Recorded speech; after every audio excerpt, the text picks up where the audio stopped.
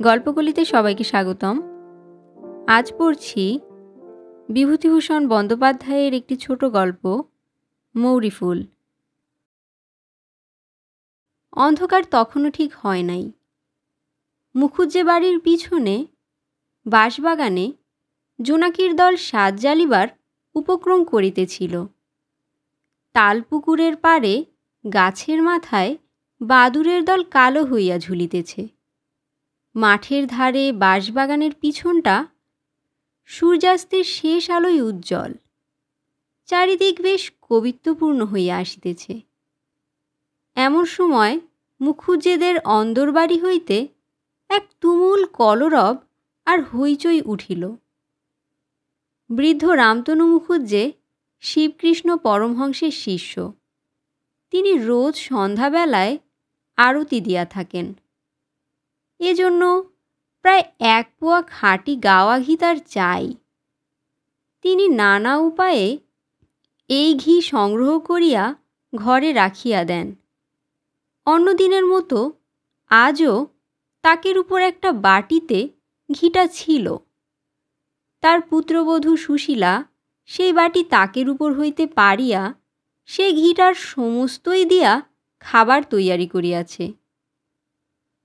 রামতনু মুখুজ্জে মহকুমার কোর্টে গিয়াছিলেন ওপাড়ার চৌধুরীদের পক্ষে একটা মোকদ্দমায় সাক্ষ্য দিতে। বিপক্ষের উকিল তাকে জেরার মুখে জিজ্ঞাসা করেন, আপনি গত মে মাসে পাঁচু রায় আর তার ভাইয়ের পাঁচিলের জায়গা নিয়ে মামলায় প্রধান সাক্ষী ছিলেন না? রামতনু মুখুজ্জে বলিয়াছিলেন, হ্যাঁ, তিনি ছিলেন। উকিল পুনরায় জেরা করিয়াছিলেন, দুনালির চৌধুরীদের কানসোনার মাঠের দাঙ্গার মোকদ্দমায় আপনি পুলিশের দিকে সাক্ষ্য দিয়েছিলেন কি না?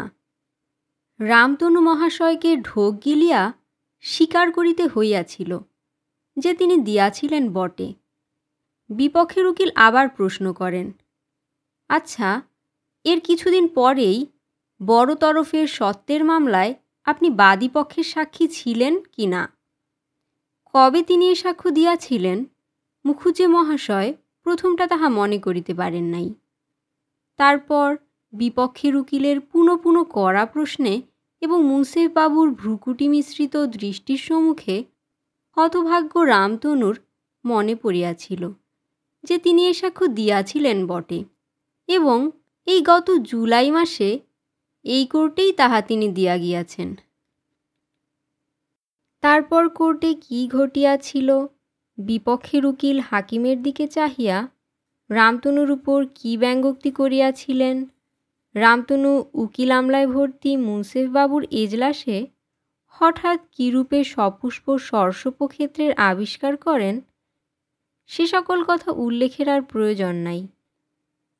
তবে মোটের উপর বলা যায়, রামতনু মুখুজ্জে যখন বাটি আসিয়া পৌঁছিলেন তখন তার শরীর ও মনের অবস্থা খুবই খারাপ। কোথায় এ অবস্থায় তিনি ভাবিয়াছিলেন হাত পা ধুইয়া ঠান্ডা হইয়া শ্রীগুরুর উদ্দেশ্যে আহুতি দিয়া অনিত্য বিষয় বিষে জর্জরিত মনকে একটু স্থির করিবেন। না, দেখেন যে আহুতির জন্য আলাদা করিয়া তোলা যে ঘিটুকু তাকে ছিল তাহার সবটাই একেবারে নষ্ট হইয়াছে। তারপর প্রায় আধ ঘণ্টা ধরিয়া মুখুজ্জে বাড়ির অন্দরমহলে একটা রীতিমতো কবির লড়াই চলিতে লাগিল। মুখুজ্জে মহাশয়ের পুত্রবধূ সুশীলা প্রথমটা একটু অপ্রতিভ হইলেও সামলাইয়া লইয়া এমন সব কথায় শ্বশুরকে জবাব দিতে লাগিল যাহা একজন 18 বৎসর বয়স্কা তরুণীর মুখে সাজে না। পক্ষান্তরে কোর্টে বিপক্ষের উকিলের অপমানে ও ঘরে আসিয়া পুত্রবধূর নিকট অপমানে ক্ষিপ্ত প্রায় রামতনু মুখুজ্জে পুত্রবধূর পিতৃকুল ও তাহার নিজের পিতৃকুলের তুলনামূলক সমালোচনায় প্রবৃত্ত হইয়া এমন সব দুরূহ পারিভাষিক শব্দের ব্যবহার করিতে লাগিলেন যে বোধ হয় বিদ্যাসাগর মহাশয়ের ডুবালের গল্পে উল্লিখিত কুলাদর্শন বিদ্যা অধ্যয়ন না করিলে সেসব বুঝা একেবারেই অসম্ভব। এমন সময় মুখুজ্জে মহাশয়ের ছেলে কিশোরী বাড়ি আসিল। তাহার বয়স 25-26 হইবে। বেশি লেখাপড়া না শেখায় সে চৌধুরীদের জমিদারি কাছারিতে 9 টাকা বেতনে মুহুরিগিরি করিত।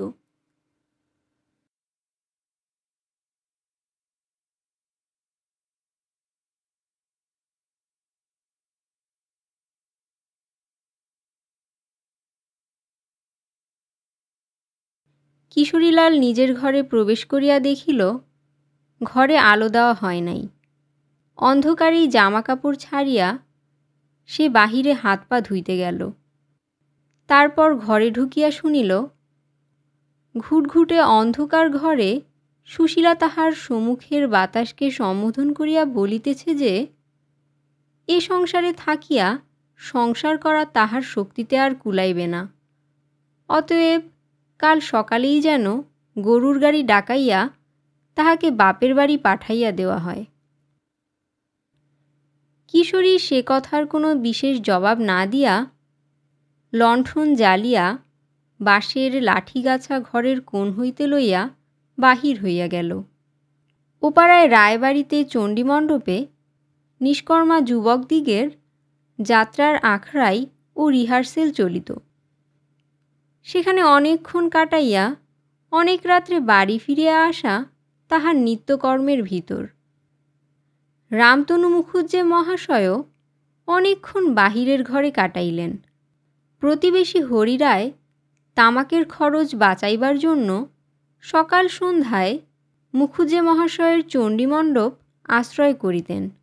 তাহাকে রামতনু জানাইলেন যে তিনি খুব শীঘ্রই কাশী যাইতেছেন, কারণ আর এ বয়সে ইত্যাদি। তাহারে বানপ্রস্থ অবলম্বনের আকাঙ্ক্ষার জন্য দায়ী একমাত্র তাহার পুত্রবধূ সুশীলা। সুশীলার সকাল নাই সন্ধ্যা নাই, একটা কিছু না বাধাইয়া থাকিতে পারে না। সে অত্যন্ত আনাড়ি, কোনো কাজই গুছাইয়া করিতে পারে না, অথচ দোষ দেখাইতে যাইলে খেপিয়া যায়। তাহার জন্য রামতনু মুখুজ্জের বাড়িতে কাকচিল বসিবার উপায় নাই। শ্বশুর শাশুড়িকে সে হঠাৎ আটিয়া উঠিতে পারে না বটে, কিন্তু এজন্য তাহার চেষ্টার ত্রুটি দেখা যায় না। অনেক রাত্রে কিশোরী বাড়ি ফিরিয়া আসিয়া দেখিল তাহার ঘরে খাবার ঢাকা আছে এবং স্ত্রী ঘুমাইতেছে। খাবারের ঢাকা খুলিয়া আহারাদি শেষ করিয়া সে শুইতে গিয়া দেখিল স্ত্রী ঘুম জড়ানো চোখে বিছানার উপর উঠিয়া বসিয়াছে। স্বামীকে দেখিয়া একটু অপ্রতিভের সুরে বলিল, কখন এলে? তা আমায় একটু ডাকলে না কেন? কিশোরী বলিল, আর ডেকে কি হবে? আমার কি আর হাত পা নেই, নিতে জানি নে? হঠাৎ তাহার স্ত্রী রাগিয়া উঠিল, নিতে জানো না তো জেনো, কাল থেকে আমার এখানে আর বনবে না। এ যেন হয়েছে শত্রুপুরীর মধ্যে বাস। বাড়ি শুদ্ধ লোক আমার পেছনে এমন করে লেগেছে কেন শুনতে চাই, না হয় বরং।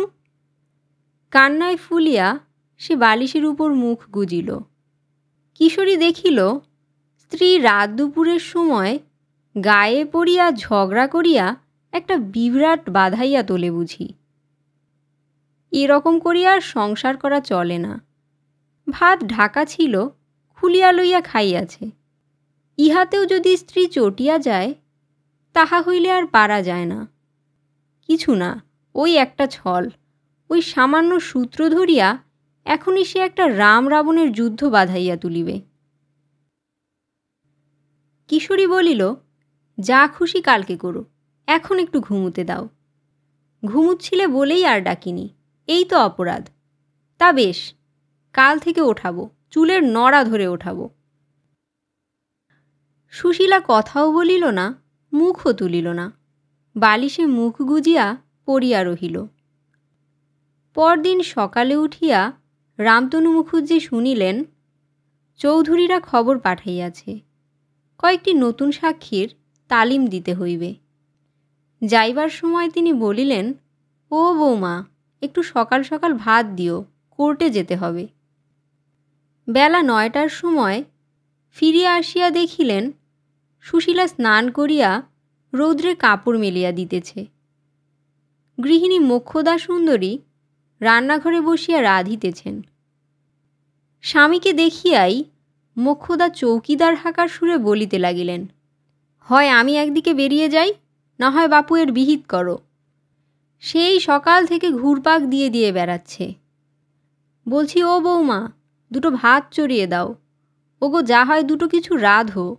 হাতে পায়ে ধরতে কেবল বাকি রেখেছি। কার কথা কে শোনে? এই বেলা দুপুরের সময় রানী এখন এলেন নেয়ে। সুশীলা রক হইতেই সমান গলায় উত্তর দিল, মাইনে করা দাসী তো নই, আমি যখন পারবো রান্না চড়াবো। সকাল থেকে বসে আছি নাকি? এত খাটুনি সেরে আবার 8টার মধ্যে ভাত দেব?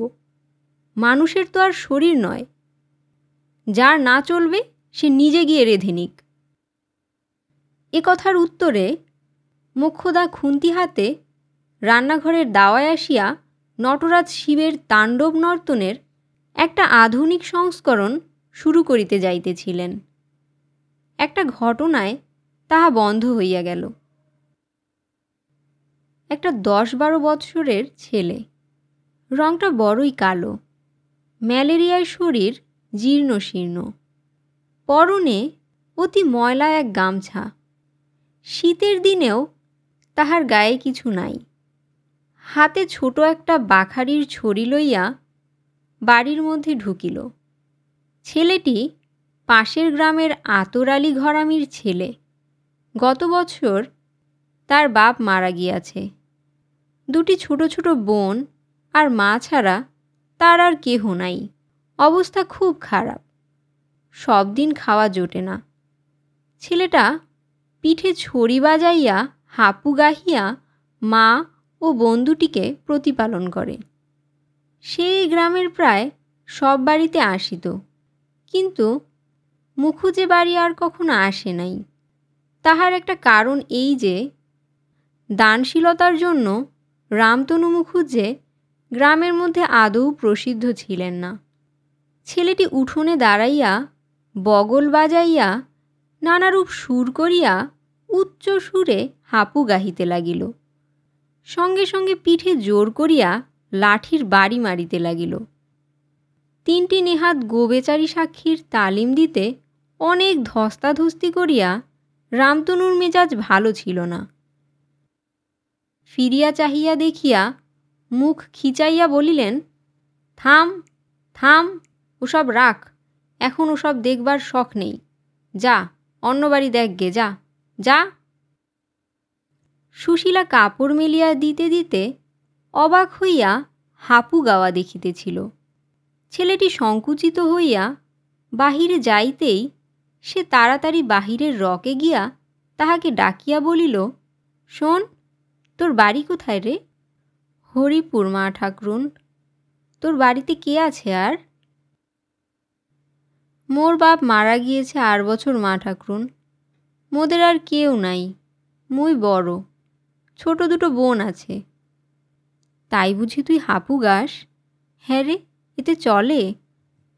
রামতনুর ধমক খাইয়া ছেলে মানুষ অত্যন্ত দমিয়া গিয়াছিল। সুশীলার কথার ভিতর সহানুভূতির সুর চিনিয়া লইয়া হঠাৎ তাহার কান্না আসিল। চোখের জল হু হু করিয়া পড়িতেই ম্যালেরিয়া শীর্ণ হাতটি তুলিয়া চোখ মুছিয়া বলিল, না মা ঠাকুরন, চলে না। এসব লোকে আর দেখতে চায় না। মুই যদি ভালো গান গাইতে পারতাম তো যাত্রার দলে যাইতাম। বড় কষ্ট মোদের সংসারে, এই শীতই মা ঠাকুরুন। সুশীলা বাধা দিয়া বলিল, দাঁড়া, আমি আসছি। ঘরের মধ্যে ঢুকিয়া কান্নার বেগ অতি কষ্টে সামলাইয়া চাহিয়া দেখিল আলনা একখানা নতুন মোটা বিছানার চাদর ঝুলিতেছে। হাতের গোড়ায় সেইখানা পাইয়া টানিয়া লইল। তারপর জানালা দিয়া বাড়ির মধ্যে চাহিয়া দেখিয়া চাদরখানা তাড়াতাড়ি ছেলেটির হাতে দিয়া চুপি চুপি বলিল, এইখানা নিয়ে যা, এতে শীত বেশ কাটবে, কাটবে না? খুব মোটা, শিগগির যা, কেউ যেন না দেখে। ছেলেটা চাদর হাতে হতবুদ্ধি হইয়া ইতস্তত করিতেছে দেখিয়া সুশীলা বলিল, ওরে এক্ষুনি কে এসে পড়বে, শিগগির যা। ছেলেটাকে বিদায় দিয়া সুশীলা ভিতর বাড়িতে ঢুকিয়া দেখিল শ্বশুর আহার করিতে বসিয়াছেন। ছেলেটার দুঃখে সুশীলার মন খুব নরম হইয়া গিয়াছিল। সে গিয়া রান্নাঘরে ঢুকিয়া কাজে মন দিল। শ্বশুরকে জিজ্ঞাসা করিল, আপনাকে কিছু দেব বাবা? মোক্ষদা ঝঙ্কার দিয়া উঠিলেন, তোমাকে আর কিছু দিতে হবে না, যে মিষ্টি বচন দিয়েছ তাতেই প্রাণ ঠান্ডা হয়ে গিয়েছে। নাও এখন পারো তো এদিকে এসো, একবার হাঁড়িটা দেখো, নয়তো বলো নিজে মরি বাঁচি একরকম সাঙ্গ করে তুলি। রামতনু কোনো কথা বলিলেন না, আপন মনে খাইয়া উঠিয়া চলিয়া গেলেন। এই সব ব্যাপারেই সুশীলা অত্যন্ত চটিয়া যাইত। রামতনু পুত্রবধূর নিকট কোনো জিনিস চাহিয়া খাইলে তাহার রাগ গলিয়া জল হইয়া যাইত, কিন্তু লোকে তাহাকে জব্দ করিতেছে, অপমান করিবার ফন্দি খুঁজিতেছে ভাবিলে তাহার আর কাণ্ডজ্ঞান থাকিত না। সেও কোমর বাঁধিয়া রণে আগুয়ান হইত, সেই বা ছাড়িবে কেন? মাস দুই পরে, ফাল্গুন মাসের মাঝামাঝি, কিন্তু বেশ গরম পড়িয়াছে। কিশোরী অনেক রাত্রে বাড়ি ফিরিয়াছে। বাড়িতে যে যাহার ঘরে ঘুমাইতেছে, সে নিজের ঘরে ঢুকিয়া দেখিল সুশীলা ঘরের মেঝেই বসিয়া একখানা চিঠি লিখিতেছে। কিশোরী সুশীলাকে জিজ্ঞাসা করিল, কাকে চিঠি লেখা হচ্ছে? সুশীলা চিঠির কাগজখানা তাড়াতাড়ি আঁচল দিয়া চাপিয়া স্বামীর দিকে ফিরিয়া একটু দুষ্টুমির হাসি হাসিয়া বলিল, কেন বলবো? থাক, না বলো, ভাত দাও, রাত কম হয়নি, আবার সকাল থেকেই খাটুনি আরম্ভ হবে। সুশীলা ভাবিয়াছিল স্বামী আসিয়া সে কি লিখিতেছে দেখিবার জন্য পীড়াপিড়ি আরম্ভ করিবে। প্রকৃতপক্ষে সে চিঠি কাহাকেও লিখিতেছে না, স্বামীকে কথা বলাইবার এ তার একটা পুরনো কৌশল মাত্র। অনেক দিন সে স্বামীর মুখে দুটো ভালো কথা শোনে নাই। তাহার নারী হৃদয় ইহারই জন্য তৃষিত ছিল, এবং ইহারই জন্য সে ঘুমে ঢুলিতে ঢুলিতেও এই সামান্য ফাঁদটি পাতিয়া বসিয়াছিল। কিন্তু কিশোরী ফাঁদে পা দেওয়া তো দূরে থাকুক, সেদিকে ঘেঁষিলও না দেখিয়া সুশীলা বড় নিরুৎসাহ হইয়া পড়িল। কাগজ কলম তুলিয়া রাখিয়া সে স্বামীর ভাত বাড়িয়া দিল। এক প্রকার চুপচাপ অবস্থায় আহারাদি শেষ করিয়া কিশোরী গিয়া শয্যা আশ্রয় করিবার পর সে নিজে আহারাদি করিয়া শুইতে গিয়া দেখিল কিশোরী ঘুমায় নাই, গরমে এপাশ ওপাশ করিতেছে। আশায় বুক বাঁধিয়া সে তাহার দ্বিতীয় ফাঁদটি পাতিল। একটা গল্প বলো না, অনেক দিন তো বলনি, বলবে লক্ষ্মীটি। বিবাহের পর প্রথম কিশোরী তাহার স্ত্রীর নিকট বটতলার আরব্য উপন্যাস হইতে নানা গল্প বলিত। রাত্রির পর রাত্রি তখন এসব গল্প শুনিয়া সুশীলা মুগ্ধ হইয়া যাইত। জনহীন দেশের মধ্যে, যেখানে শুধু জিনপরীদের জগৎ, খেজুর বনের মধ্যে ঠান্ডা জলের ফোয়ারা হইতে মণিমুক্তা উৎক্ষিপ্ত হইতেছে, পথহীন দুরন্ত মরুপ্রান্তরে মৃত্যু যেখানে শিকার সন্ধানে ওত পাতিয়া বসিয়া আছে, সমুদ্রের ঝড় তরুণ শাহজাদাগণের দৈত্যসংকুল অরণ্যের মাঝখান দিয়া নির্ভীক শিকার যাত্রা। এসব শুনিতে শুনিতে তাহার গা শিহরিয়া উঠিত। ঘুম ভাঙিলে ঘরের মধ্যে অর্ধরাত্রির অন্ধকার বিকটাকার জীবদেহের ভিড়ে ভরিয়া গিয়াছে মনে করিয়া ভয়ে সে স্বামীকে জড়াইয়া ধরিত। প্রাচীন যুগের তরুণ শাহজাদাদের কল্পনা করিতে গিয়া অজ্ঞাতসারে সে নিজের স্বামীকে যাত্রার দলের রাজার পোশাক পরাইয়া দূর দেশে বিপদের মুখে পাঠাইত। শাহজাদাদিগের দুঃখে তাহার নিজের স্বামীর উপর সহানুভূতিতেই তাহার চোখে জল আসিত। এই রকমে গল্প শুনিতে শুনিতে অদৃশ্য নায়ক নায়িকাদের গুণ দৃশ্যমান গল্পকারের উপরে প্রয়োগ করিয়া সে স্বামীকে প্রথম ভালোবাসে। সে আজ ৫-৬ বৎসরের কথা, কিন্তু সুশীলার এখনও সে ঘোর কাটে নাই। কিশোরী স্ত্রীর কথা উড়াইয়া দিল। হ্যাঁ, এখন গল্প বলো। সমস্ত দিন খেটে খুটে এলাম, এখন রাত দুপুরে বক বক করি, আর কি? তোমাদের কি?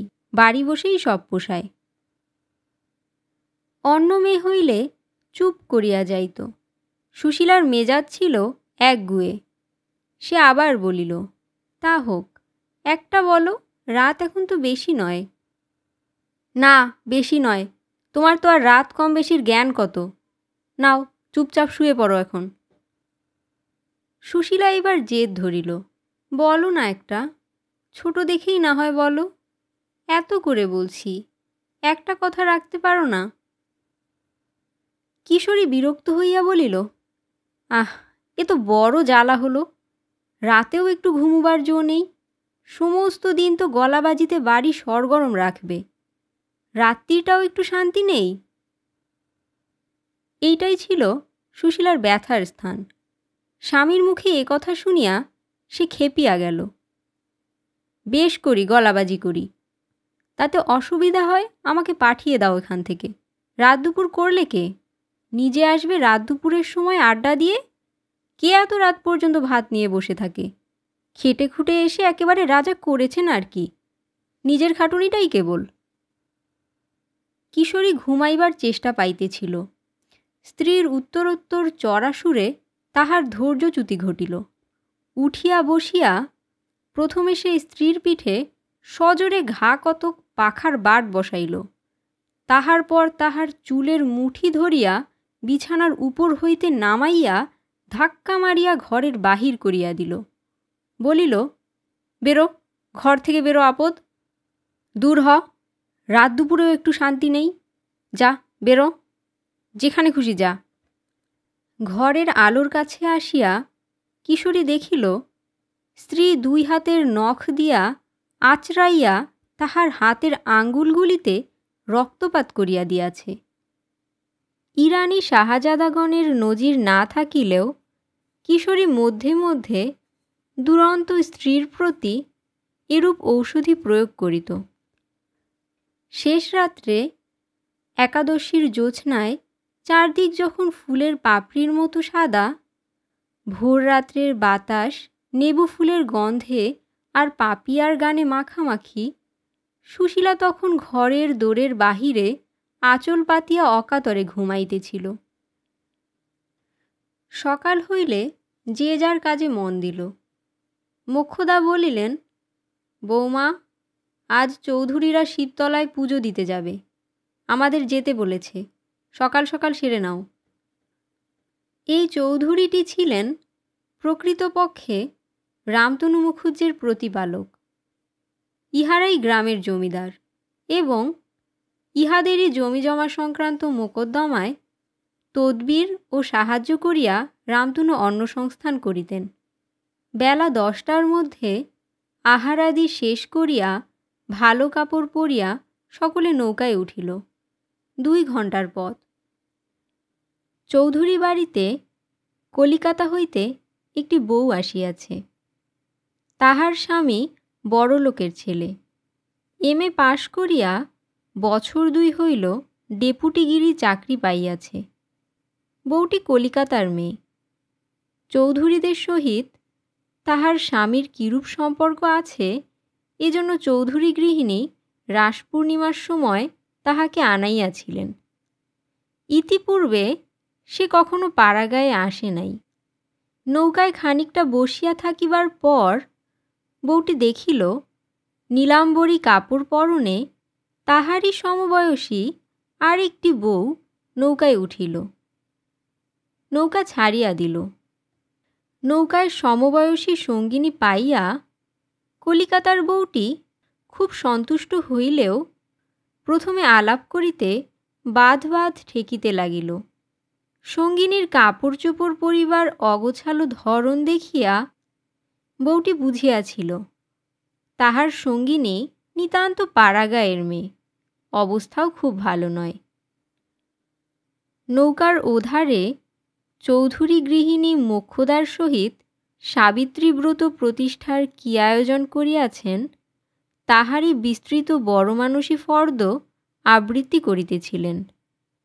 নৌকায় কোনো পরিচিত মেয়েও নাই, কাজেই বউটি অনেকক্ষণ চুপ করিয়া বসিয়া রহিল। বউটি লেখাপড়া জানিত এবং দেশ বিদেশের খবরাখবরও কিছু কিছু রাখিত। চৌধুরী গৃহিণীর একঘেয়ে বড়মানুষী চালের কথাবার্তায় সে বড় বিরক্ত হইয়া উঠিল। অনেকক্ষণ বসিয়া থাকিবার পর সে লক্ষ্য করিল তাহার সঙ্গিনী ঘোমটার ভিতর হইতে কালো কালো ডাগর চোখে তাহার দিকে সকৌতুকে চাহিতেছে। বউটির হাসি পাইল, জিজ্ঞাসা করিল, তোমার নাম কি ভাই? সুশীলা সন্দিগ্ধ সুরে বলিল, শ্রীমতী সুশীলা সুন্দরী দেবী। সুশীলার রকম সকম দেখিয়া বউটির খুব হাসি পাইতে লাগিল। সে বলিল, এত ঘোমটা কিসের ভাই? তুমি আর আমি ছাড়া তো আর কেউ এদিকে নেই। নাও এসো, ঘোমটা খোলো, একটু গল্প করি। এই কথা বলিয়া বউটি নিজেই সুশীলার ঘোমটা খুলিয়া দিল। সুশীলার সুন্দর মুখের দিকে চাহিয়া সে যেন মুগ্ধ হইয়া গেল। রং যদিও ততটা ফর্সা নয়, কিন্তু কালোর উপর অত শ্রী সে কখনো দেখে নাই। নদীর ধারের সরস সতেজ চিক্কণ শ্যামকলমিলতারই মতো একটা সবুজ লাবণ্য যেন সারা মুখখানায় মাখানো। মুখখানা দেখিয়াই সে এই নিরাভরণা পাড়াগাঁয়ের মেয়েটিকে ভালোবাসিয়া ফেলিল। জিজ্ঞাসা করিল, উনি বসে আছেন কে ভাই? শাশুড়ি? হ্যাঁ। এসো, আর একটু সরে এসো ভাই, দুজনে গল্প করি আর দেখতে দেখতে যাই। তোমার বাপের বাড়ি কোথায় ভাই? সুশীলার ভয় কাটিয়া যাইতেছিল। সে বলিল, সে হলো সিমলে। কোন সিমলে? কলকাতা সিমলে? কলকাতায় সিমলে আছে নাকি? কই, তাহার তো সুশীলা কোনোদিন শোনে নাই। সে বলিল, আমার বাপের বাড়ি এখান থেকে বেশি দূরে নয়, 5-6 ক্রোশ পথ, গরুর গাড়ি করে যেতে হয়। নদীর ধারে জব ক্ষেত, সর্ষে ক্ষেত, বুনো গাছপালা দেখিয়া বউটি খুব খুশি হইল। সে পূর্বে বড় দেখে নাই। আঙ্গুল দিয়া একটা মাছরাঙা পাখি দেখাইয়া বলিল, বাহ, বড় সুন্দর তো। ওটা কি পাখি ভাই? ওটা তো মাছরাঙা পাখি, তুমি দেখনি কখনো? বউটি বলিল, ভাই, আমি কলকাতার বাইরে একদিন পা দিইনি। খুব ছেলেবেলায় একবার বাবার সঙ্গে চন্দননগরে বাগান বাড়িতে যাবার কথা মনে আছে। তারপর এই আসছি। তুমি আমায় একটু দেখিয়ে নিয়ে চলো। এটা কিসের ক্ষেত ভাই? সুশীলা দেখিল তাহার সঙ্গিনী আঙ্গুল দিয়া নদীর ধারের একটা মৌরির ক্ষেত দেখাইতেছে। প্রথমটা সে সঙ্গিনীর চোখ ঝলসানো রং, অদৃষ্টপূর্ব দামি সিল্কের শাড়ি, ব্লাউজ এবং চিকচিকে নেকলেসের বাহার দেখিয়া যে ভয় অনুভব করিতেছিল, তাহার অজ্ঞতা দেখিয়া সুশীলার সে ভয় কাটিয়া অজ্ঞ সঙ্গিনীর উপর একটু স্নেহ আসিল। কলিকাতায় মাছরাঙা পাখি, মৌরি ক্ষেত এসব সামান্য জিনিসও নাই নাকি? সুশীলা হাসিয়া বলিল, তুমি ফুলের গন্ধ দেখে বুঝতে পারো না ভাই? ও তো মৌরির ক্ষেত। কেন, আমাদের বাপের বাড়ির গায়ে কত তো মৌরির ক্ষেত আছে। মৌরির শাক কখনো খাওনি? কলকাতায় বুঝি নেই? কলিকাতার বউটি বুঝাইয়া দিল যে কলিকাতার অতীত ইতিহাসের খবর সে রাখে না। বর্তমান অবস্থায় সেখানে মৌরি ক্ষেত প্রভৃতি থাকা সম্ভবপর নয়। তবে ভবিষ্যতে কি হয় বলা যায় না। ঘণ্টাখানেক পরে যখন নৌকা শিবতলার ঘাটে গিয়া লাগিল, তখন তাহাদের দুজনের মধ্যে অনেক ঘনিষ্ঠ রকমের কথাবার্তা হইয়া গিয়াছে। সঙ্গিনীর মুখে স্বামীর আদরের গল্প শুনিয়া সুশীলার মনের মধ্যে একটা গোপন ব্যথা জাগিয়া উঠিল। সেটা সে অনবরত চাপিবার চেষ্টা করে, তবু কি জানি সেটা ফাঁক পাইলেই মাথা তোলে। প্রথম বিবাহের পর তাহার স্বামীও তো তাহাকে কত আদর করিত। রাত্রে ঘুমাইতে না দিয়া নানা গল্পে ভুলাইয়া জাগাইয়া রাখিত। সুশীলা পান খাইতে চাহিত না বলিয়া কত সাধ্য সাধনা করিয়া পান মুখে তুলিয়া দিত। সেই স্বামী তাহার কেন এমন হইল? তাহার বুকের মধ্যে কেমন হু হু করিয়া উঠিল। দুজনে তাহারা খানিকক্ষণ গাছের ছায়ায় নদীর ধারে এদিকে ওদিকে বেড়াইল। কি সুন্দর দেখায় চারিদিক। নীল আকাশ সবুজ মাঠের উপর কেমন উপুর হইয়া আছে। ওমা, পানকৌড়ির ঝাঁক চরের উপর বসিয়া বসিয়া কেমন ঝিমায়। কলিকাতার বউটি বলিল, এসো ভাই, আমরা একটা কিছু পাতাই, কেমন?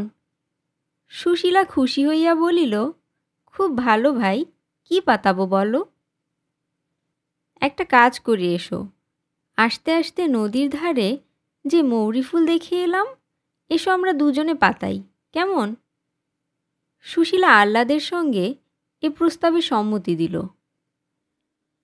নদী হইতে অঞ্জলি করিয়া জল তুলিয়া তাহারা মৌরি ফুল পাতাইল। এমন সময় মোক্ষদা ডাকিলেন, বৌমারা, এদিকে এসো। তাহারা গিয়া দেখিল গাছতলায় অনেক লোক। সেদিন পূজা দিতে অনেক লোক আসিয়াছিল। প্রকাণ্ড বটগাছ, তলায় ভাঙা ইটের মন্দির। গাছতলা হইতে একটু দূরে এক বুড়ি নানা ঔষধ বিক্রয় করিতেছে। সুশীলা ও তাহার সঙ্গিনী সেখানে গিয়া জিজ্ঞাসা করিয়া জানিল, রোগ সারা, ছেলে হওয়া হইতে শুরু করিয়া সকল রকমের ঔষধই আছে, গরু হারাইলে খুঁজিয়া বাহির করিবার পর্যন্ত। মেয়েরা সেখানে ভিড় করিয়া দাঁড়াইয়া ঔষধ কিনিতেছে। সুশীলার সঙ্গিনী হাসিয়া তাহার হাত ধরিয়া টানিয়া তাহাকে সেখান হইতে মন্দিরের দিকে লইয়া চলিল। বলিল, চলো মৌরিফুল, দেখি গে কেমন পুজো হচ্ছে। একটুখানি মন্দিরে দাঁড়াইয়া সুশীলা একটা ছুতায় সেখান হইতে বাহির হইয়া আসিয়া ঔষধ বেচা বুড়ির নিকট দাঁড়াইল। সেখানে তখন কেহ ছিল না। বুড়ি বলিল, কি চাই? সুশীলার মুখ লজ্জায় আরক্ত হইয়া উঠিল। বুড়ি বলিল, আর বলতে হবে না মা ঠাকরুন, তা তোমার তো এখনো ছেলেপিলে হবার বয়স যায়নি, ও বয়সে অনেকের। সুশীলা সলজ্জভাবে বলিল, তা নয়। বুড়ি বলিল, এবার বুঝলাম মা ঠাকরুন, তা যদি হয় তাহলে তোমার স্বামীর বারমুখো টান আছে। একটা ওষুধ দিই, নিয়ে যাও, 1 মাসের মধ্যে সব ঠিক হয়ে যাবে। সব ঠিক হয়ে যাবে। ওরকম কত হয় মা ঠাকরুন? বুড়ি একটা শিকড় তুলিয়া বলিল, এই নাও, বেটে খাইয়ে দিও, যেন কেউ টের না পায়। টের পেলে আর ফল হবে না। 8 আনা লাগবে। স্বামীর বারমুখো টান আছে, এ কথা শুনিয়া সুশীলা খুব দমিয়া গেল। তাহার আঁচলে একটা আধুলি বাঁধা ছিল। আজকার দিনে জিনিসটা আশটা কিনবার জন্যে সে ইহা বাড়ি হইতে শাশুড়িকে লুকাইয়া আনিয়াছিল। বাড়ির বার হওয়া তো বড় ঘটে না, কাজেই এটা তাহার পক্ষে একটা উৎসবের দিন। আধুলিটি শাশুড়িকে লুকাইয়া আনিবার কারণ মোক্ষদা ঠাকরুন জানিতে পারিলে ইহা এতক্ষণ তাহার আঁচলে থাকিত না।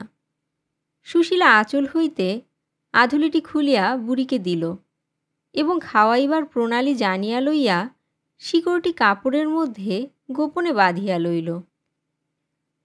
পূজা দেওয়া সাঙ্গ হইয়া গেল। সকলে আবার আসিয়া নৌকায় উঠিল। গ্রামের ঘাটের কাছাকাছি আসিলে সুশীলা বলিল, ভাই তুমি এখন দিন কতক আছো তো? না ভাই, আমি কাল কি পরশু চলে যাব। তাহলেও তোমায় ভুলব না মৌরিফুল। তোমার মুখখানি আমার মনে থাকবে ভাই। চিঠিপত্র দেবে তো? এবার পাড়াগাঁয়ে এসে তোমায় কুড়িয়ে পেলাম, তোমায় কখনো ভুলব না। সুশীলার চোখে জল আসলো। এত মিষ্ট কথা তাহাকে কে বলে? সে কেবল শুনিয়া আসিতেছে, সে দুষ্ট, একগুঁয়ে ঝগড়াটে। তাহার হাতে একটি সোনার আংটি ছিল। ইহা তাহার মায়ের দেওয়া আংটি। বিবাহের পর প্রথম তাহার মা তাহার হাতে এটি পরাইয়া দিয়াছিলেন। সেটি হাত হইতে খুলিয়া সে সঙ্গিনীর হাত ধরিয়া বলিল, দেখি ভাই তোমার আঙুল। তুমি হলে মৌরিফুল, তোমায় খাওয়াবার কথা, কাপড় দেওয়ার কথা। এই আংটিটা আমার মায়ের দেওয়া, তোমায় দিলাম। তবু এটা দেখে তুমি গরিব মৌরিফুলকে ভুলে যাবে না। সুশীলা আংটিটা সঙ্গিনীর হাতে পরাইয়া দিতে গেল। বউটি চট করিয়া হাত টানিয়া লইয়া বলিল, দূর পাগল, না ভাই, এ রাখো, তোমার মায়ের দেওয়া আংটি, এ কেন আমায় দিতে হবে? না ভাই। সুশীলা জোর করিতে গেল, হোক ভাই, দেখি, মায়ের দেওয়া বলেই। বউটি বলিল, দূর, না ভাই, ওসব রাখো, সে বরং। সুশীলা খুব হতাশ হইল। মুখটি তাহার অন্ধকার হইয়া গেল। সে চুপ করিয়া বসিয়া রহিল। গ্রামের ঘাটে নৌকা লাগিল। বউটি সুশীলার হাত ধরিয়া বলিল, পায়ে পড়ি ভাই মৌরিফুল, রাগ করো না। আচ্ছা, কেন তুমি শুধু শুধু তোমার মায়ের দেওয়া আংটি আমায় দিতে যাবে ভাই? আচ্ছা, তুমি যদি দিতেই চাও, এই পুজোর সময় আসব, অন্য কিছু বরং দিও।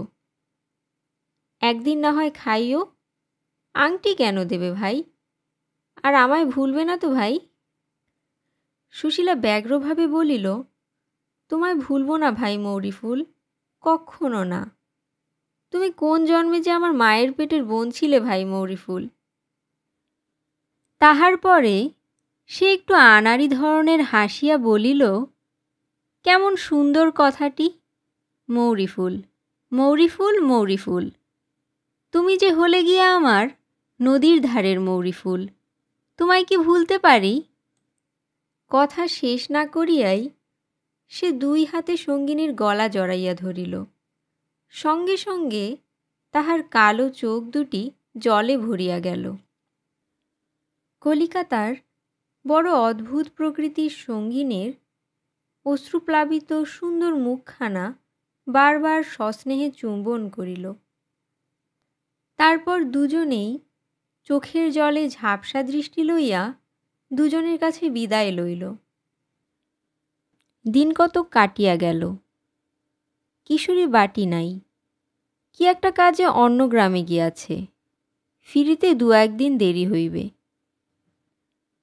মোক্ষদা সকালে উঠিয়া জমিদার গৃহিণীর আহ্বানে তাহার সাবিত্রীব্রত প্রতিষ্ঠার আয়োজনে সাহায্য করিতে চৌধুরী বাড়ি চলিয়া গেলেন। যাইবার সময় বলিয়া গেলেন, বৌমা, আমার ফেরবার কোনো ঠিক নেই, রান্নাবান্না করে রেখো, আমি আজ আর কিছু দেখতে পারবো না। চৌধুরী বাড়ির কাজ কখন মেটে বলা যায় না। এ কথা মোক্ষদার না বলিলেও চলিত, কারণ ভোরে উঠিয়া বাসন মাজা, জল তোলা হইতে আরম্ভ করিয়া এ সংসারের সমস্ত কাজের ভারই ছিল সুশীলার উপর। এ সংসারে কিশোরীর বিবাহের পর কোনো দিন ঝি চাকর প্রবেশ করে নাই, যদিও পূর্বে বাড়িতে বরাবরই একজন করিয়া ঝি থাকিত। সুশীলার খাটুনিতে কোনো ক্লান্তি ছিল না। খাটিবার ক্ষমতা তাহার যথেষ্ট ছিল। যখন মেজাজ ভালো থাকিত তখন সমস্ত দিন নীরবে ভূতের মতো খাটিয়াও সে বিরক্ত হইত না। শাশুড়ি চলিয়া গেলে অন্যান্য কাজকর্ম সারিয়া সুশীলা রান্নাঘরে গিয়া দেখিল একখানিও কাঠ নাই।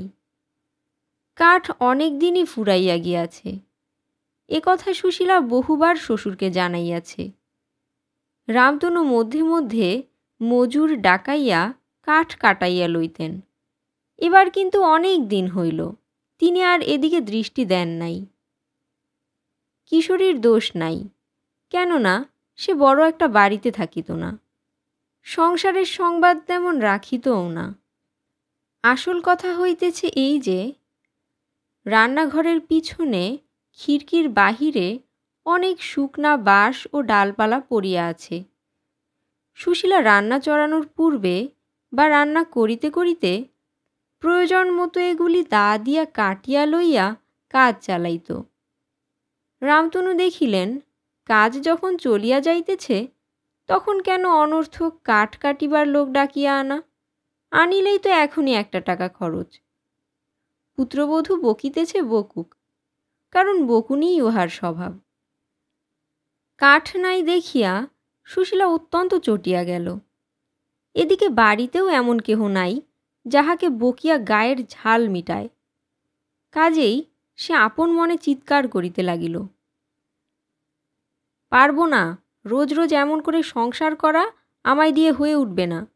আজ 2 মাস ধরে বলছি কাঠ নেই, কাঠ নেই। এদিকে রান্নার বেলা ঠিক আছেন সব, তার একটু এদিক ওদিক হবার জো নেই। কি দিয়ে রাঁধব? হাত পা উনুনের মধ্যে দিয়ে রাঁধবে নাকি? রোজ রোজ কাঠ কাটো, কেটে রাঁধো, অত সুখে আর কাজ নেই। থাকলো হাঁড়ি পড়ে, যিনি যখন আসবেন তিনি তখন করে নেবেন। রাঁধিবার কোনো আয়োজন সে করিল না। খানিকটা বসিয়া বসিয়া তাহার মনে হইল ততক্ষণ মশলাগুলা বাটিয়া রাখা যাক। সে মাঝে মাঝে কাজের সুবিধার জন্য কয়েকদিনের মশলা একসঙ্গে বাটিয়া রাখিত। বেলা প্রায় 10টার সময় একটি অল্প বয়সী ফুটফুটে বউ, পরনে একখানা পুরনো চেলির কাপড়, দুহাতে থাকিবার মধ্যে দুগাছি শাখা, একটি বাটি হাতে রান্নাঘরের দোরের কাছে ভয়ে ভয়ে উকি মারিয়া বলিল, দিদি আছো নাকি? সুশীলা মশলা বাটিতে বাটিতে মুখ তুলিয়া চাহিয়া বলিল, আয় আয় ছোট বউ, আয় না ঘরের মধ্যে, ঠাকরুন নেই। বউটি ঘরে ঢুকিয়া বলিল, এ কি দিদি, এত বেলা হলো এখনো রান্না চড়াওনি যে? সুশীলা মুখ ঘুরাইয়া বলিল, রান্না চড়াবো? হাঁড়ি কুড়ি ভেঙে ফেলিনি এই কত। বউটির চোখে ভয়ের চিহ্ন পরিস্ফুট হইল। সে বলিল, না দিদি, ওসব কিছু করো না, ভাত চড়িয়ে দাও লক্ষ্মীটি, নইলে জানো তো কীরকম লোক সব। দেব, দেখবে সব আজ কীরকম মজা। রোজ রোজ কাঠ কাটবো আর ভাত রাঁধবো। কাঠ নেই বুঝি? আচ্ছা, দাখানা দাও দিদি, আমি দিচ্ছি কেটে। তোর কি দায়, তুই দিতে যাবি? বস ঠান্ডা হয়ে, যাদের গরজ আছে তারা নিজেরা বুঝুক গিয়ে। তোমার পায়ে পড়ি দিদি, দাও রান্নাটা চড়িয়ে, জানো তো ওরা। তুই বস দেখি ওখানে চুপ করে, দেখিস এখন মজা। আজ 2 মাস ধরে রোজ বলছি কাঠ নেই, কথা কানে যায় না কারুর, আজ মজাটি দেখাবো। সুশীলার একগুঁয়েমিতে বউটি কিছুটা ভয় পাইল, কারণ মজা কোন পক্ষ দেখিবে এ সম্বন্ধে তাহার একটু সন্দেহ ছিল। কিন্তু সাহস করিয়া আর কিছু বলিতে না পারিয়া সে চুপ করিয়া রহিল। এই বউটি রামতনু মুখুজ্জের জ্যাঠতুতো ভাই রামলোচন মুখুজ্জের পুত্রবধূ। পাশেই এদের বাড়ি। রামলোচনের অবস্থা খুবই খারাপ। তা সত্ত্বেও তিনি বছর 2 হইল ছেলের বিবাহ দিয়েছেন। রামলোচনের স্ত্রী ছিল না, পুত্রবধূই গৃহিণী। দুরবস্থায় সংসারে ছেলেমানুষ বউকে সংসার করিতে অত্যন্ত বেগ পাইতে হইত। সে সময়ে অসময়ে বাটি হাতে খুচি হাতে এ বাড়িতে হাত পাতিয়া তেলটা নুনটা লইয়া যাইত। চাউল না থাকিলে আঁচলে করিয়া চাউল লইয়া যাইত, ধার বলিয়াই লইয়া যাইত। কখনো শোধ করিতে পারিত, কখনো পারিত না। মোক্ষদা ঠাকরুনকে বউটি বড় ভয় করে। তিনি থাকিলে জিনিসপত্র তো দেনই না, যদি বা দেন তাহা বহু মিষ্ট বাক্যবর্ষণ করিবার পর। তবু বউটির আসিতে হয়, কি করিবে, অভাব। সুশীলা তাহাকে মোক্ষদা ঠাকরুনের হাত হইতে বাঁচাইয়া গোপনে এটা ওটা যখন যাহা দরকার সাধ্যমতো সাহায্য করিত। সামান্য এক বাটি তেল লইয়া গেলেও হুঁশিয়ার মোক্ষদা ঠাকরুন তাহা কখনো ভুলিতেন না। গলা টিপিয়া কড়া ক্রান্তিতে তাহা আদায় করিয়া ছাড়িতেন। সুশীলা ছিল অগোছালো ও অন্যমনস্ক ধরনের মানুষ। সে ধার দিয়া অতশত মনেও রাখিত না, বা সামান্য তেল নুন ধার দিয়া আদায় করিবার কোনো চেষ্টাও করিত না। শোধ দিতে আসিলে অনেক সময় বলিত, ওই তুই আবার দিতে এলি কেন ভাই ছোট বউ, ওর আবার নেব কি, যা ও তুই নিয়ে যা ভাই। সুশীলা আপন মনে খানিকক্ষণ বকিয়া বউটির দিকে চাহিয়া বলিল, তারপর তোর রান্নাবান্না? বউটি বাটিটা আঁচল দিয়া ঢাকিয়া রাখিয়াছিল। বাহির করিয়া কুণ্ঠিতভাবে বলিল, সেদিনকার সেই তেল নিয়ে গিয়েছিলাম দিদি, তা আমাদের এখনো আনা হয়নি। আজ রাতবার তেল নেই, একসঙ্গে দুদিনের দিয়ে যাব, সেই জন্যে। সুশীলা বলিল, আচ্ছা নিয়ে আয় দেখি বাটি, দেখি কি আছে, আমাদেরও বুঝি তেল আনা হয়নি। পাত্রে যতটুকু তেল ছিল সুশীলা সবটুকু এই কুণ্ঠিতা দরিদ্রা গৃহলক্ষ্মীটিকে ঢালিয়া দিল। বউটি চলিয়া যাইবার সময় মিনতিপূর্ণ দৃষ্টিতে চাহিয়া বলিল, লক্ষ্মী দিদি, দাও রান্না চড়িয়ে। সুশীলা বলিল, তুই পালা দেখি, আমি ওদের মজা না দেখিয়ে আজ আর কিছুতেই ছাড়ছি নে। বেলা 12টার সময় মোক্ষদা ঠাকরুন আসিয়া দেখিয়া শুনিয়া হইচই বাঁধাইয়া দিলেন। প্রকৃতই ইহাতে রাগ হইবার কথা। একটু পরে রামতনু আসিলেন। তিনি ব্যাপার দেখিয়া দালানে গিয়া আপন মনে তামাক টানিতে শুরু করিলেন। ঝগড়া ক্রমে খুব চাগাইয়া উঠিল। মোক্ষদা উচ্চ স্বরে সুশীলার কুলজি গাহিতে লাগিলেন। সুশীলাও যে খুব শান্তশিষ্ট এ অপবাদ তাহাকে শত্রুও দিতে পারিত না। কাজেই ব্যাপার যখন খুব বাধিয়া উঠিয়াছে, এমন সময় কোথা হইতে কিশোরী আসিয়া হাজির হইল। যদিও আজ তাহার ফিরিবার কথা ছিল না, তবুও কাজ মিটিয়া যাওয়াতে সে আর সেখানে অপেক্ষা করে নাই। মোক্ষদা ছেলেকে পাইয়া হাঁক ডাক আরও বাড়াইয়া দিলেন। কিশোরী এত বেলায় বাড়ি আসিয়া এ অশান্তির মধ্যে পড়িয়া অত্যন্ত চটিয়া গেল। তাহার সমস্ত রাগ গিয়া পড়িল স্ত্রীর উপর। হাতের গোড়ায় একখানা শুকনো চেলা কাঠ পড়িয়াছিল, সেইটা লইয়াই লাফাইয়া সে রান্নাঘরের দাওয়ায় উঠিল। সুশীলা তখনও বসিয়া বাটনা বাটিতেছিল। স্বামীকে শুকনা কাঠ হাতে লইয়া বীরদর্পে রান্নাঘরে লাফাইয়া উঠিতে দেখিয়া ভয়ে তাহার মুখ শুকাইয়া গেল। আত্মরক্ষার কোনো উপায় না দেখিয়া হাত দুটা তুলিয়া নিজের দেহটা আড়াল করিবার চেষ্টা করিল। কিশোরী প্রথমত স্ত্রীর খোপা ধরিয়া এক হ্যাচকা টান দিয়া তাহাকে মাটিতে ফেলিয়া দিল। তারপর তাহার পিঠে কয়েক ঘা চেলা কাঠের বাড়ি মারিয়া তাহার গলা ধরিয়া প্রথমে এক ধাক্কা মারিল রান্নাঘরের দাওয়ায়, এবং তথা হইতে এক ধাক্কা দিল একেবারে উঠানে।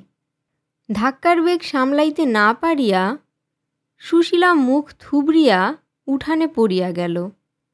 মার আরও চলিত, কিন্তু রামতনু তামাক খাইতে খাইতে ছেলের কাণ্ড দেখিয়া হা হা করিয়া আসিয়া পড়িলেন।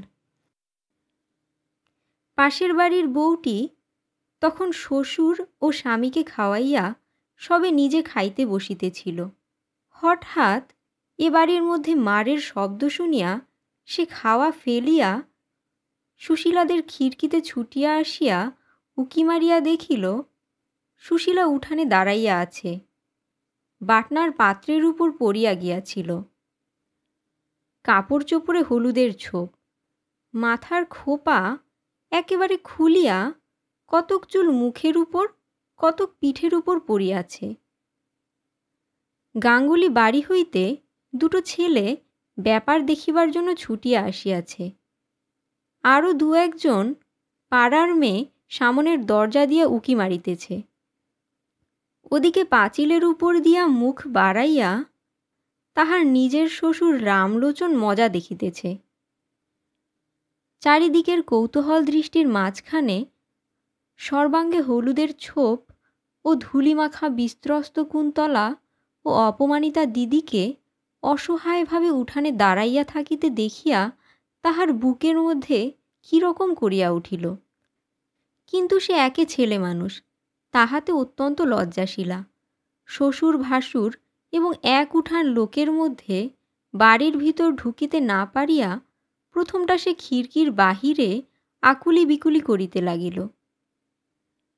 কিন্তু গাঙ্গুলি বাড়ির প্রৌঢ় গাঙ্গুলি মহাশয়ও যখন হুকা হাতে "কি হে রামতনু, বলি ব্যাপারখানা কি শুনি" বলিয়া বাড়ির মধ্যের উঠানে আসিয়া হাজির হইলেন, তখন সে আর থাকিতে না পারিয়া বাড়ির মধ্যে ঢুকিয়া পড়িল এবং সুশীলার হাত ধরিয়া খিড়কি দৌড় দিয়া বাহিরে লইয়া গিয়াই হঠাৎ ফুপাইয়া কাঁদিয়া উঠিয়া বলিল, "কেন ওরকম করতে গেলে দিদিমণি?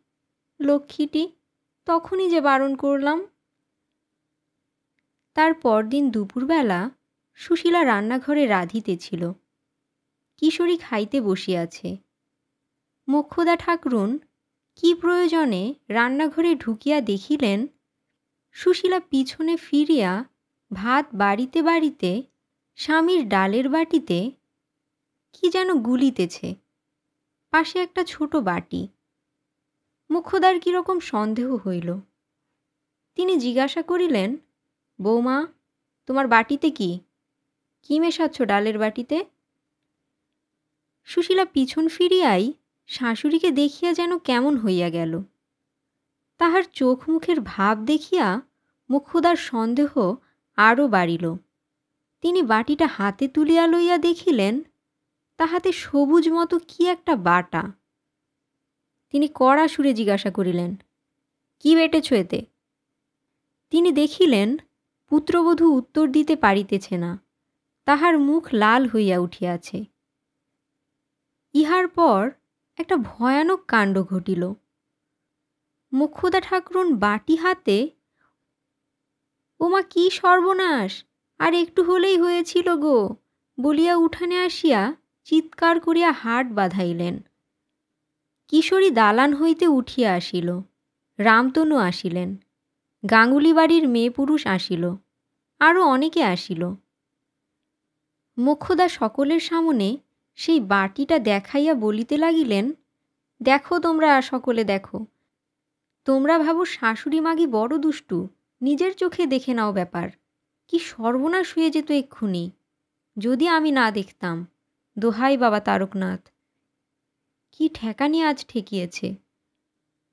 এক উঠান লোক সকলেই শুনিল রামতনুর দুরন্ত পুত্রবধূ স্বামীর ভাতে বিষ না কি মিশাইয়া খাওয়াইতে গিয়া ধরা পড়িয়াছে। কেউ অবাক হইয়া গেল, কেউ মুচকি হাসিয়া বলিল, "ওসব আমরা অনেককাল জানি, আমরা হৃদ দেখলেই মানুষ চিনি, তবে পাড়ার মধ্যে বলে এতদিন।" কে একজন বলিল, "জিনিসটা কি তা দেখা হয়েছে?"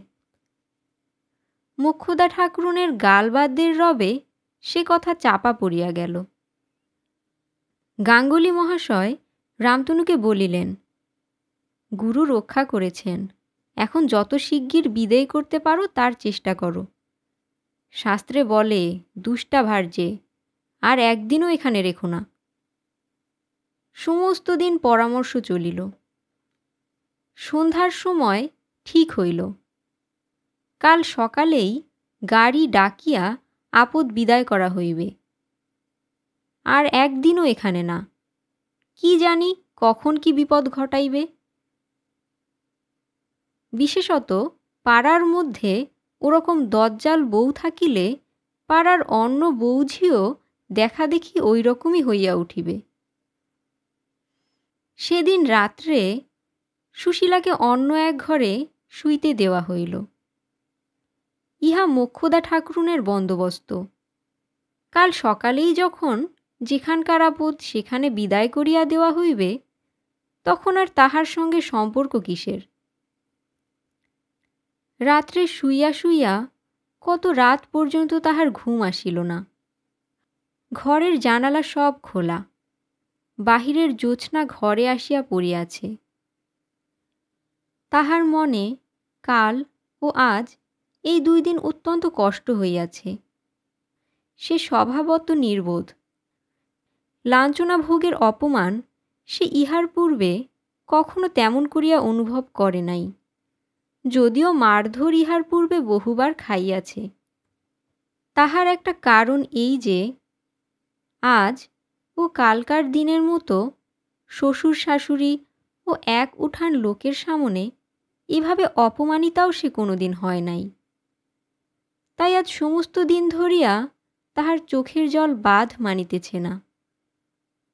কাল মার খাইয়া পিঠ কাটিয়া গিয়াছে ও হাত দিয়া ঠেকাইতে গিয়া হাতের কাচের চুড়ি ভাঙিয়া হাতও ক্ষতবিক্ষত হইয়াছে।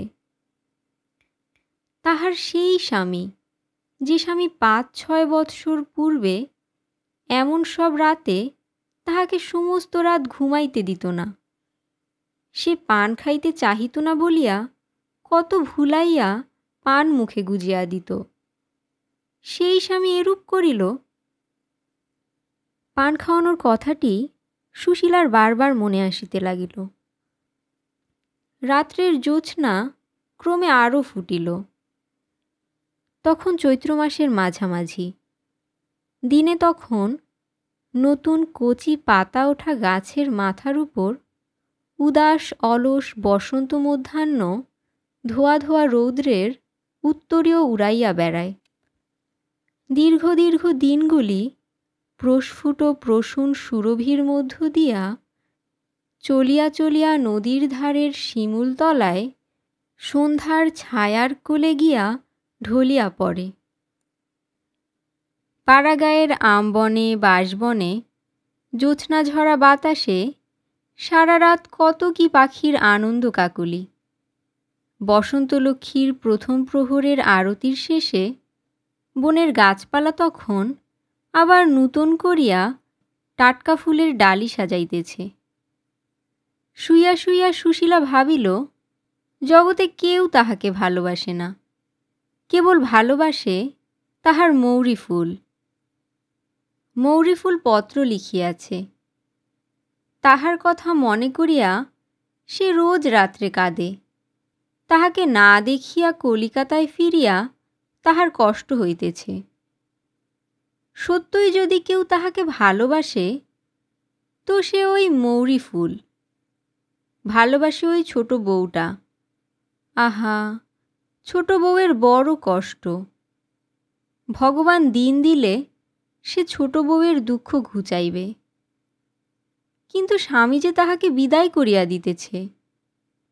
ও কিছু না, অভাবে পড়িয়া উহার মাথা খারাপ হইয়া যাইতেছে, নহিলে সেও কি এমন ছিল? মৌরি ফুলের বর তো কত জায়গায় বেড়ায়। মৌরি ফুলকে একখানা পত্র লিখিয়া দেখিলে হয়, যদি উহার কোনো চাকরি করিয়া দিতে পারে।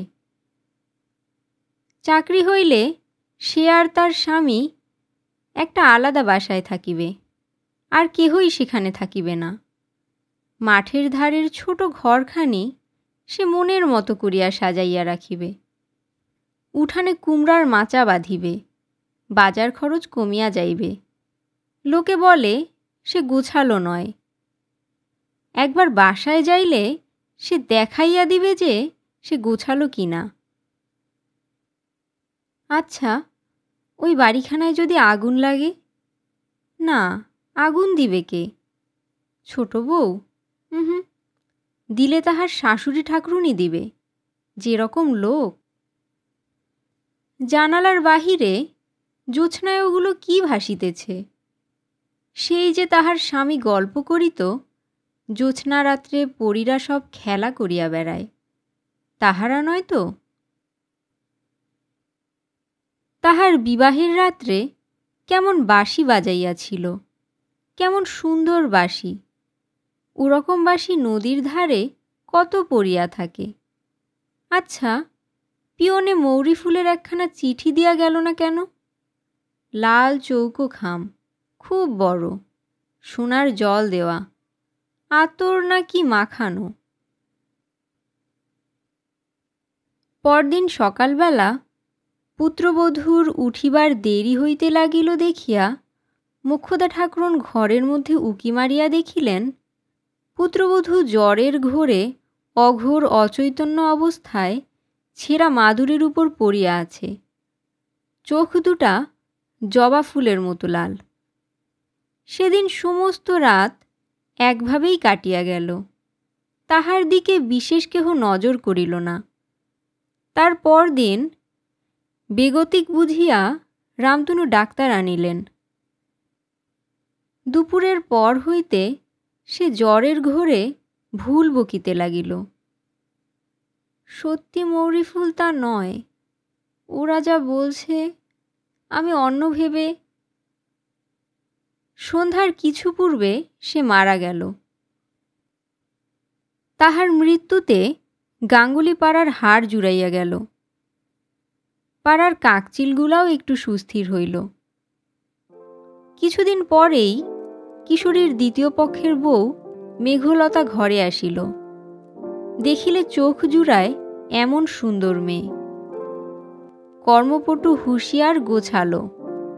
দ্বিতীয়বার বিবাহের অল্পদিন পরেই যখন কিশোরী পালেদের স্টেটে ভালো চাকরিটা পাইল, তখন নূতন বউয়ের লক্ষ্মী ভাগ্য দেখিয়া সকলেই খুব খুশি হইল।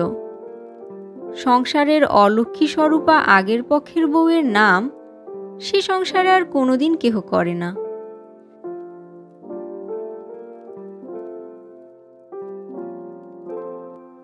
গল্পকলিতে এতক্ষণ শুনলেন বিভূতিভূষণ বন্দ্যোপাধ্যায়ের একটি ছোট গল্প মৌরি ফুল। সঙ্গে থাকার জন্য অসংখ্য ধন্যবাদ।